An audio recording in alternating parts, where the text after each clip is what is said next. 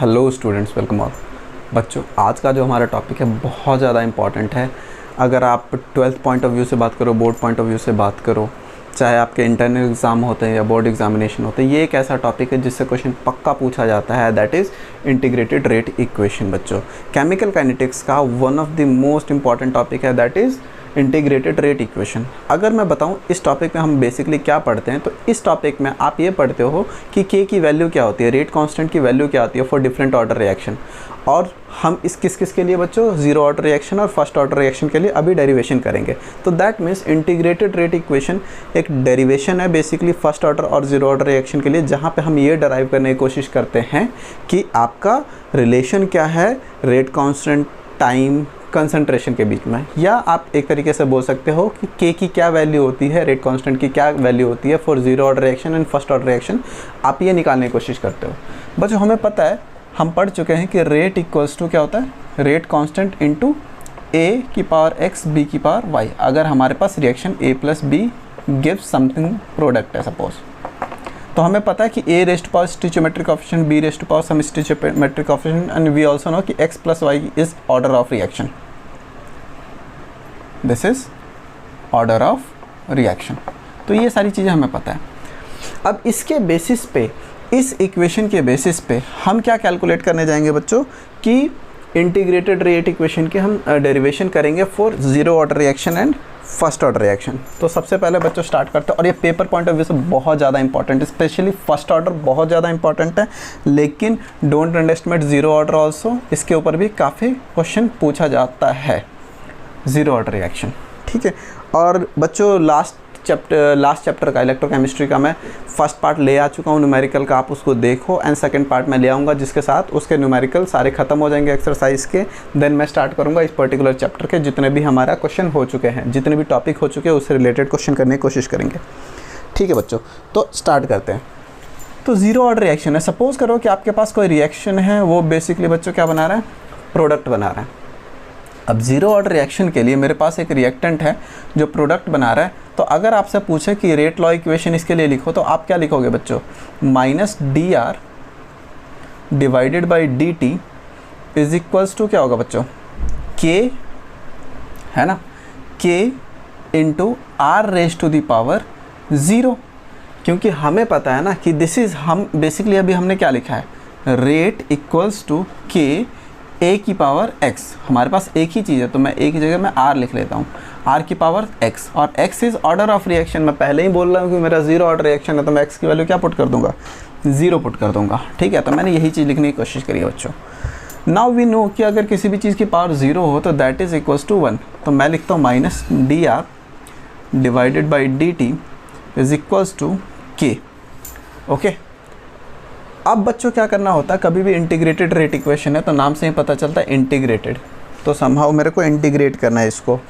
तो अगर मेरे को ये चीज़ करनी पड़े तो मैं क्या लिख सकता हूँ बच्चों, इसको मैं लिख सकता हूँ माइनस डी आर, टाइम को मैं दूसरी साइड लेके जाता हूँ, के डी टी हो गया, और ये माइनस साइन को भी मैं दूसरी साइड लेके जाता हूँ, D R equals to minus K D T, ठीक है।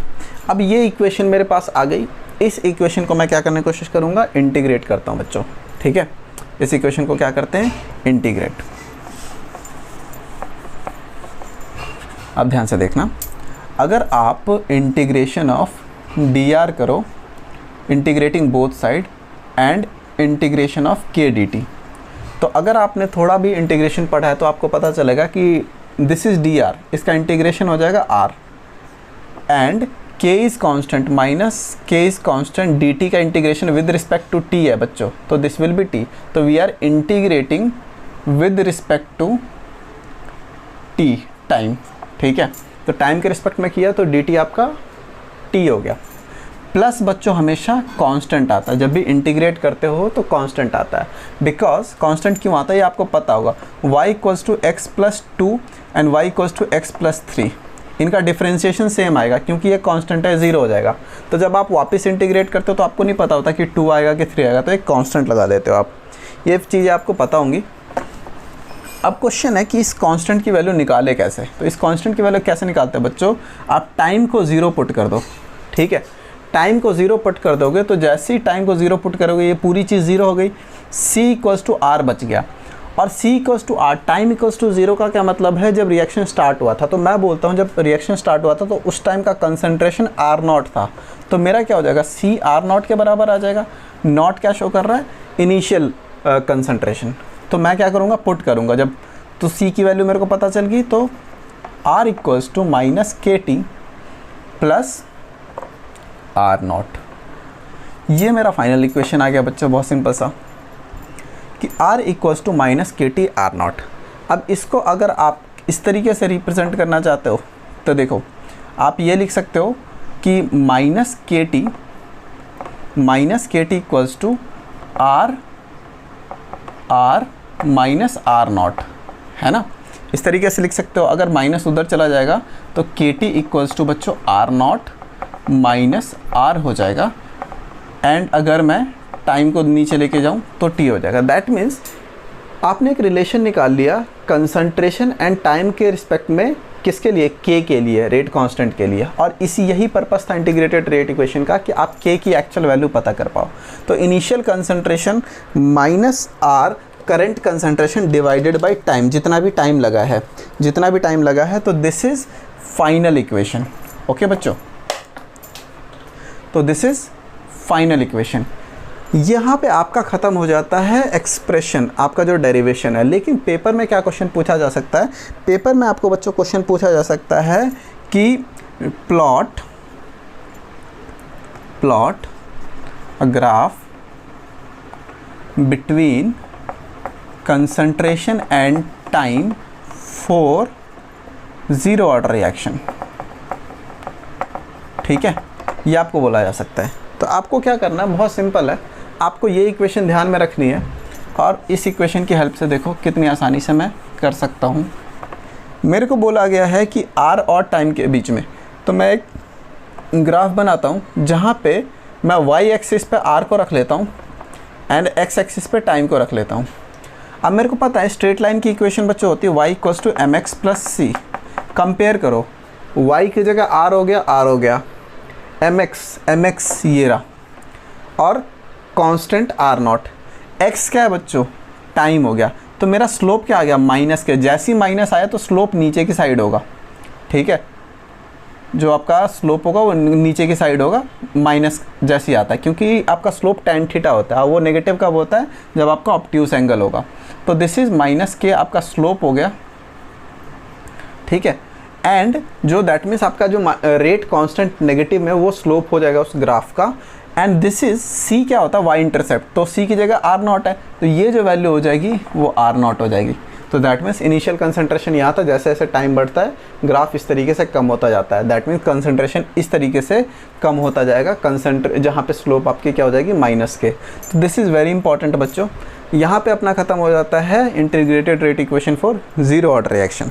नेक्स्ट करते हैं बच्चों फर्स्ट ऑर्डर रिएक्शन के लिए। पेपर पॉइंट ऑफ व्यू से फर्स्ट ऑर्डर रिएक्शन ज़्यादा इंपॉर्टेंट है when compare to zero order reaction, लेकिन फिर भी कई बार जीरो ऑर्डर रिएक्शन भी पूछा गया है।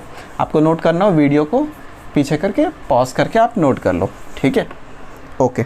नाउ कमिंग बैक टू बच्चों first order reaction. First order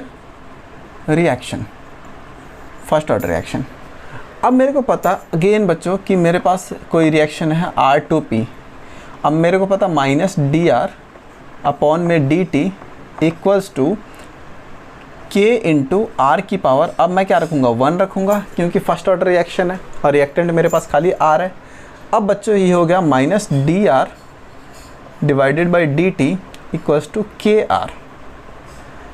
अब अगर मेरे को इस डिफरेंशियल को सॉल्व करना है तो 11th में आपके पास डिफरेंशियल सॉल्व करके आप पढ़ोगे मैथमेटिक्स में कि सिमिलर चीज़ को एक साइड ले आओ, तो minus D R divided by R equals to K D T. Negative sign को मैं उधर ले जाता हूँ। ठीक है, अब मैं क्या करूँगा, differentiating with respect to time. ठीक है, अगेन तो जैसे आप करोगे ना, तो अगर आपको पता होगा dx अपॉन एक्स का जो इंटीग्रेशन होता है वो बच्चों नेचुरल लॉग ऑफ x होता, तो नेचुरल लॉग ऑफ r हो जाएगा ये, इक्वल्स टू माइनस ऑफ के टी प्लस सी अगेन। ठीक है, अब अगर अगेन आपसे बोला जाए कि ये कांस्टेंट की क्या वैल्यू होगी, तो टाइम इक्वल्स टू 0 पे आपको पता है कि r की वैल्यू क्या होगी, r नॉट होगी। तो मैं क्या करूँगा, इसको जैसे ही 0 पुट करूँगा, c की वैल्यू मेरी कितनी आ जाएगी, नेचुरल लॉग ऑफ r0। ठीक है बच्चों, अब मैं इसकी वैल्यू वापस उसमें पुट कर दूंगा, तो natural log of r equals to minus KT plus natural log of r0। ठीक है, नेचुरल लॉग ऑफ r0 हो गया।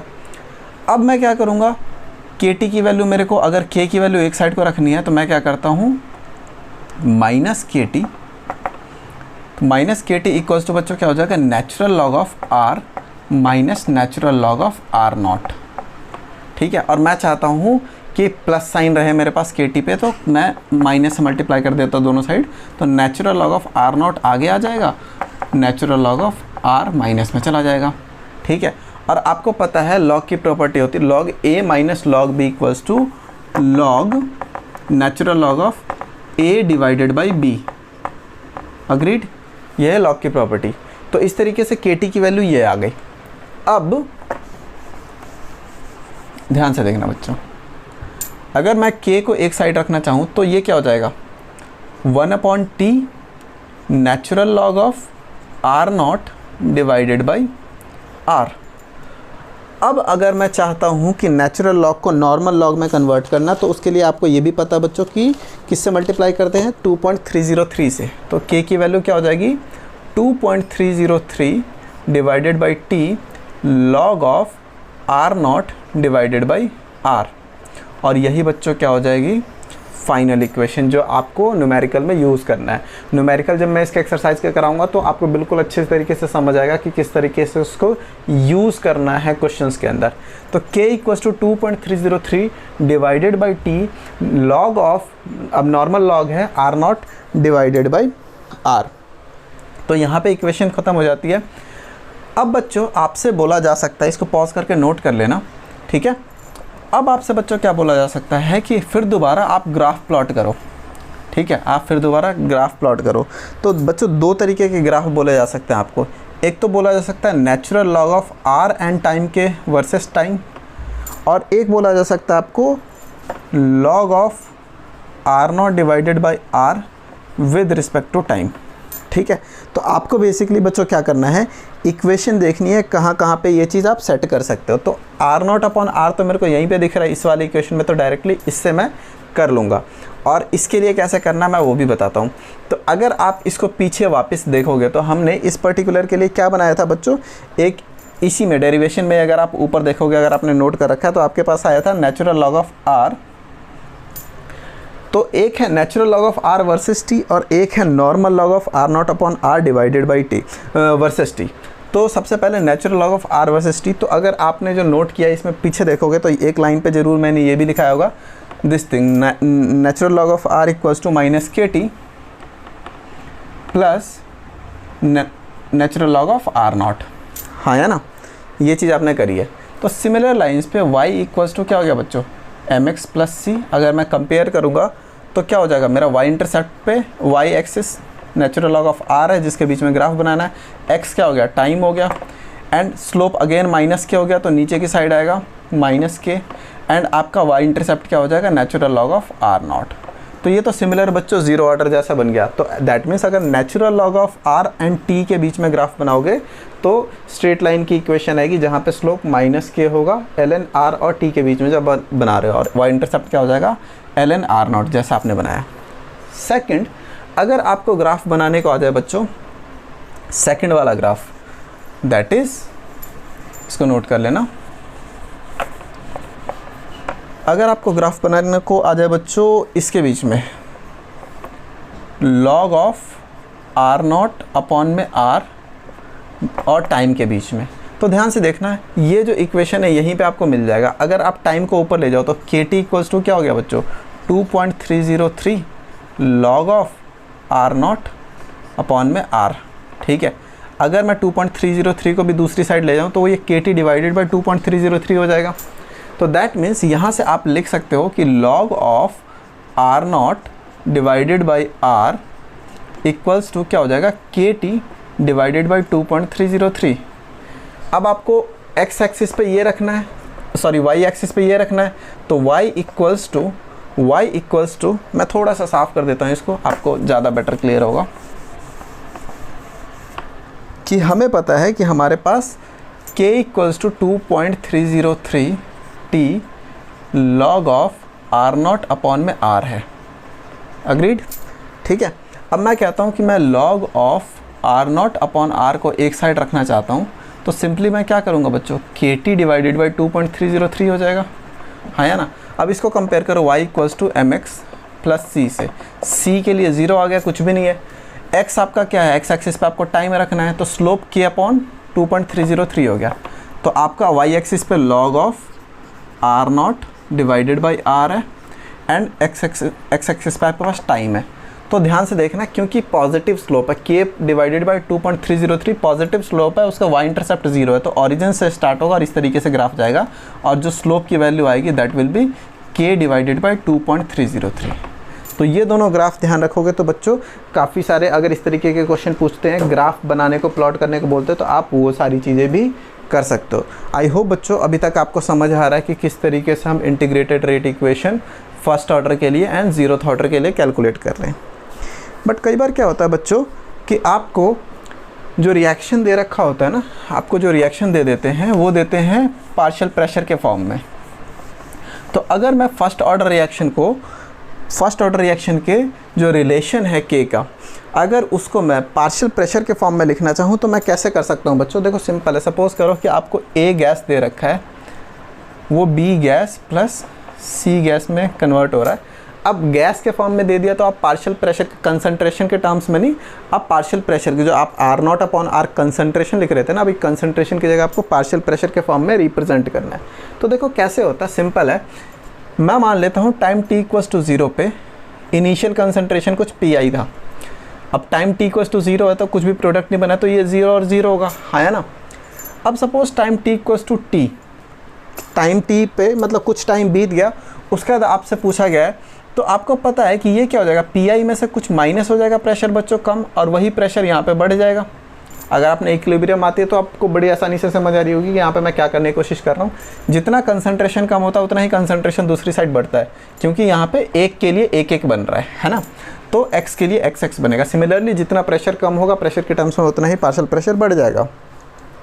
तो अगर आपसे कोई पूछा जाए कि इक्विलिब्रियम के टाइम पे टोटल प्रेशर कितना है बच्चों, तो मैं क्या करूँगा, सबका सम कर दूंगा। इसका सम कर दोगे तो माइनस से प्लस कट गया, Pi प्लस x बच गया, हाँ या ना। This is total pressure at equilibrium, ठीक है। अब क्वेश्चन है कि अगर आपसे कोई बोले कि k की वैल्यू क्या होती है, k की वैल्यू होती है बच्चों 2.303 divided by time log of pressure के फॉर्म में लिखना है मेरे को, पार्शियल प्रेशर के फॉर्म में लिखना है। तो इनिशियल प्रेशर कितना है बच्चों, Pi है, ठीक है, divided by final pressure. Final pressure क्या है, Pi माइनस x है ना, क्योंकि हम तो रिएक्टेंट का ही लिखते हैं ना। हम अगर आप R अपॉन R0 कर रहे हो, R0 अपॉन R कर रहे हो, तो R0 यहाँ पे क्या हो गया, initial pressure, initial concentration is equivalent to initial pressure, that is Pi divided by final. तो फाइनल क्या है, जो इस टाइम पे है, Pi माइनस x। अब क्वेश्चन है कि x के टर्म्स में मैं नहीं लिखना चाहता ना, मैं x के टर्म्स में नहीं लिखना चाहता। तो बेसिकली सबसे पहले मैं क्या करूँगा, x को कैलकुलेट करूँगा। तो x क्या होगा बच्चों, x हो जाएगा मेरा यहाँ से कैलकुलेट हो जाएगा Pt माइनस Pi, हाँ या ना। ये क्या हो जाएगा, Pt माइनस Pi। अब अगर सपोज करो बच्चों आपको प्रेशर ऑफ A बोला गया है निकालने को, ठीक है, प्रेशर ऑफ A बोला गया आपको निकालने को, ये आपको A कहीं है, दिस इज रिएक्टेंट, तो प्रेशर ऑफ A बोला गया निकालने को। तो प्रेशर ऑफ A बच्चों क्या है, pressure of A will be initial, this ये है ना pressure of A, this is Pi minus x। अब ध्यान से सुनना, मेरे को पता है कि k इक्वल्स टू क्या होता है, 2.303 divided by t log of initial concentration divided by final concentration. Initial concentration is equal to initial pressure and final concentration is equal to final pressure. Initial Pi पता है, final मेरे को Pi minus x पता है, लेकिन x के terms में मेरे को नहीं निकालना, x के टर्म्स में नहीं निकालना। तो सबसे पहले मैं ये पता करने की कोशिश करूँगा x क्या है। तो मेरे को पता है कि टोटल प्रेशर किसके बराबर है, इन सब के बराबर। तो x यहाँ से निकाल लिया मैंने, इसके बराबर, ठीक है। एंड मेरे को पता है कि फाइनल प्रेशर क्या है, Pi माइनस x, x की वैल्यू यहाँ पे पुट कर दो। तो that means Pi minus of Pt minus of Pi, minus minus plus हो गया, तो ये 2Pi हो गया माइनस Pt। तो यहाँ पे बच्चों क्या हो जाएगा, फाइनल जो आपका प्रेशर हो गया वो 2Pi माइनस पीटी हो गया। तो अगर आपको इनिशियल कंसंट्रेशन, इनिशियल प्रेशर पता है आपको ए का, रिएक्टेंट का, और आपको टोटल प्रेशर पता है, तो आप फर्स्ट ऑर्डर रिएक्शन के लिए वेपर प्रेशर के टर्म्स में आप इस तरीके से इंटीग्रेटेड रेट इक्वेशन लिख सकते हो, K = 2.303 divided by T log of initial pressure divided by twice of initial pressure minus बच्चों आपका टोटल प्रेशर एट इक्विलिब्रियम बोले या जिस भी टाइम पे आप कैलकुलेट करने की कोशिश कर रहे हो। तो आई होप बच्चों यहाँ तक आपको समझ आएगा कि किस तरीके से इंटीग्रेटेड रेट इक्वेशन हम डिराइव करते हैं फर्स्ट ऑर्डर के लिए एंड ज़ीरो ऑर्डर के लिए, और किस तरीके से पेपर में पूछे जाने वाले इंपॉर्टेंट ग्राफ्स को प्लॉट करते हैं, और किस तरीके से हम पार्शियल प्रेशर के टर्म्स में अगर मेरे को integrated rate equation first order के लिखनी हो तो लिख सकते हैं। आगे बच्चों half life time of reaction है, काफ़ी सारी चीज़ें पढ़नी है, टेम्परेचर डिपेंडेंसी ऑफ रेट, किस तरीके से टेम्परेचर अफेक्ट करता है रेट ऑफ रिएक्शन को, तो ये सारी चीज़ें, काफ़ी सारी चीज़ें हमें पढ़नी है इस चैप्टर में। लेकिन हाँ, मैं बोलूँ हार्डली इस चैप्टर में हम 70% चीज़ें कवर कर चुके हैं, 30% रहता, लेकिन वो 30% बहुत ज़्यादा इंपॉर्टेंट है। इनफैक्ट 65 मैं बोलूँगा 35% रहता है, बट वो 35% बहुत ज़्यादा इंपॉर्टेंट है। तो स्टे ट्यून्ड बच्चों, अगर आपको ये वीडियो पसंद आई है तो लाइक शेयर सब्सक्राइब जरूर करना। Thanks for watching this video. Bye bye बच्चों।